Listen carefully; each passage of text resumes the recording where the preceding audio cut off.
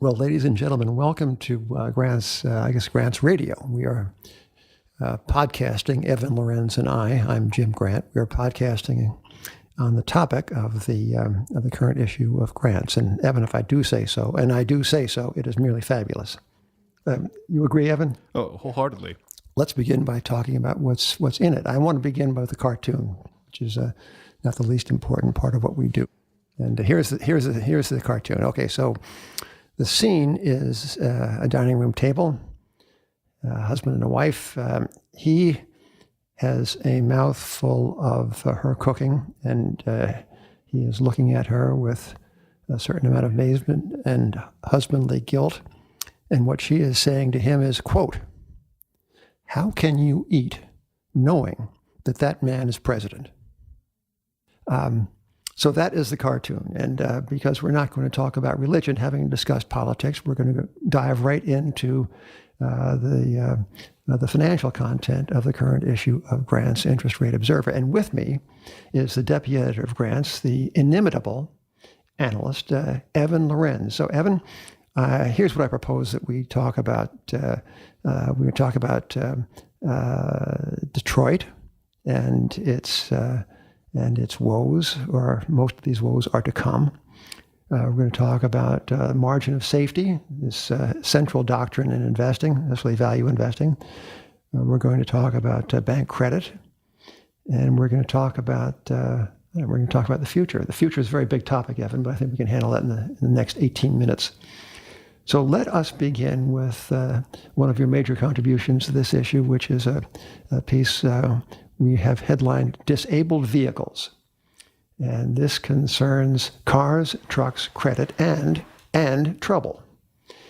So would you give us a quick overview on how you conceive the story and how we are presenting it? So the curious thing when you look at the auto lending world today is delinquencies and defaults are spiking at a time when the economy looks to be doing pretty good and employment is improving every single month. It seems like the explanation for this is not that the consumer is doing badly, but that lenders had lent too well and perhaps not wisely enough. Consumer credit had improved, post-crisis as consumers worked their ways out of the defaults on mortgages. They moved from subprime perhaps to prime, and lenders were doing perhaps better than they had expected on vintages through 2015. However, in 2016, lenders appeared to have gotten a little bit too aggressive, and delinquencies actually were spiking above what they expected. At the same time, because auto sales had fallen so hard during the crisis, there were a few late vintage used cars coming onto the market, which had a salutary effect towards used car prices. Now, used car prices seem kind of like an ancillary thing or something that's not very important. But in fact, used car prices are kind of core to a lot of parts of the auto. Nobody talks about that used car smell, right? No, everyone would prefer a new car, Yeah, all right. things being equal. However, used cars kind of grease the entire car market. 9 out of 10 car sales involve a trade-in, so if used prices are low, consumers can less afford a new car. Lenders lend in part based off of their expectations for recoveries if loans go bad. So if used prices are lower, that actually means lenders will restrict terms.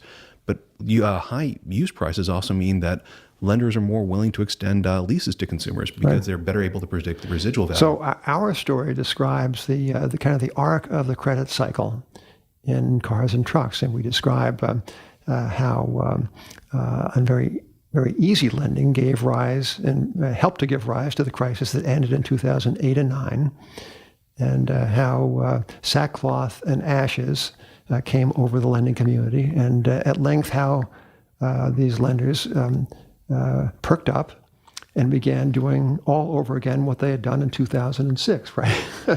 Which is the eternal cycle. And it's playing out how? How might our readers expect to see the world in a couple of years based upon what has happened, Evan? Well, the things to expect are even lower used car prices, which are going to actually force the OEMs, the GM, Ford, Chrysler, to offer higher incentives to move new cars. It'll see larger losses for the lenders that had offered leases, lower recovery values when loans do default, and it may actually slow down the whole, sales cycle, because if consumers are less able to afford a car because used prices are down, the SAR might actually fall a little bit. Well, the thing about easy credit is that, of course, it pulls consumption forward and it pushes failure or the recognition of failure out in the future. And we've seen this in many different departments of American finance, and now we're seeing it in a very, very big department indeed, namely the automotive one. So that's so much for four wheels. Evan, let's talk about the margin of safety. This central concept to a value investing, and one associates the margin of safety with, of all people, with Warren Buffett. Indeed, Warren Buffett and his partners 3G Capital, which are the brilliant Brazilian investors who've run Kraft Heinz and Restaurant Brands International, amongst other companies. Restaurant Brands just paid the most expensive multiple ever for a North American restaurant, Popeyes, 21 times EBITDA. At that multiple, there is a glancingly small margin of safety. If anything goes wrong, this deal could actually end up losing that company money. Yeah, I invite the readers of Grants to go back in our archives, or not so dusty archives, are quite accessible, and look up a story headed "More Junk Food." And the date is October 27th, 1989. And in that story, you will see the seeds planted of today's leveraged transactions in restaurant stocks. So nothing exactly is new under the sun. This margin of safety business it seems to me, it is the central concept for finance today. We see it, for example, in the European debt markets. Now, there's a great political drama building in France. Marine Le Pen either will or will not prevail, and if she does, shockingly, well, not shockingly, because we know that she says that she will do something, and what she says is that she will take France out of the Eurozone, out of the euro, and reinstitute the franc and redenominate most of French sovereign debt in the not now existing franc. Shocking, right? So how is the market responding to this? Well, it is demanding a skyscraping yield of 1% on euro-denominated French sovereign debt. Is that sufficient for you? Speaking as an individual, I'm not holding Not you. for me. Okay. And how is this playing out in other European debt quotations? So what's happening in Germany, for example? The 2-year Bund actually reached an all-time low yield today, or an all-time high price. I believe it's almost negative 1% if I were to check my Bloomberg today. So as investors are fleeing the 1% yield on the 10-year French sovereign government bond, they're fleeing to a negative 1% or near negative 1% for the 2-year German Bund. Yeah, allow me to put in a plug for my old friend Gold Bullion, which kind of needs a pat in the back, or indeed a hug from time to time, and why people choose to flee into the promises of a sovereign government paying a currency that's been in existence for less than 20 years, when they can buy at a not so extravagant price the ancient monetary medium that costs something to produce, that looks good, and that glints when left in the sunshine. Why they choose the bond is beyond me. However, this will end the lamentation that I described, disguised as an investment idea. So, Evan, let us talk also about this thing called long-term investing. Whatever happened to it? And I ask this question rhetorically because Bank of America Merrill Lynch recently polled 200 or so institutional money managers, and they asked them, among other things, how many of you believe in the idea of secular stagnation? Very fancy phrase, secular stagnation, which means, to use a technical term, meh. It means persistently low growth and chronically droopy prices, not over a year or two or three, but over, say, a generation. This was a term, secular stagnation, that came into the language in the late 30s. One of Keynes's disciples, Alvin Hansen, coined it, and Larry Summers recently picked it up and has popularized it. So a year ago, more than 80% of respondents to the Merrill Lynch poll said, yes, they credit the idea of secular stagnation. Shocking, right? This is America. Yeah. Of course, a year ago, the stock market was going down. This year, Evan, if you haven't noticed, the stock market is zipping higher. And what percentage of the respondents would you guess say they now credit the doctrine of secular stagnation? Well, I'll tell you, don't guess. 43%, about half of the respondents who last year said they believed it. So what's the half-life of a long-term conviction, Evan? About 6 days, 6 weeks? I think the problem is the definition. I think long-term now means more than 2 quarters. Maybe it's not so much a question of time as of market action.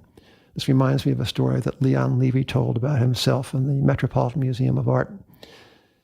Leon and his wife, Shelby White, were prepared to settle on the Met, a very, very big gift, and they were to receive in return the Leon Levy and Shelby White wing.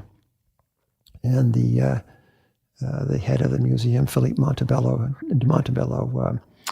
promised them, the two of them sitting there, they promised them that their names would be on this in perpetuity. And Leon asked, how long is perpetuity? And Montebello said, for you, 40 years. Yeah, so plus ça change, Evan. Now, finally, let us turn to the state of bank credit. And this was another Evan Lorenz contribution to this issue of grants. Tell us about the curious flattening of the growth rates in bank credit over the past 3 months. If you look at either consumer and industrial loans, which are loans that banks extend to businesses, or just bank credit in general, it's come to a standstill in the last 3 months.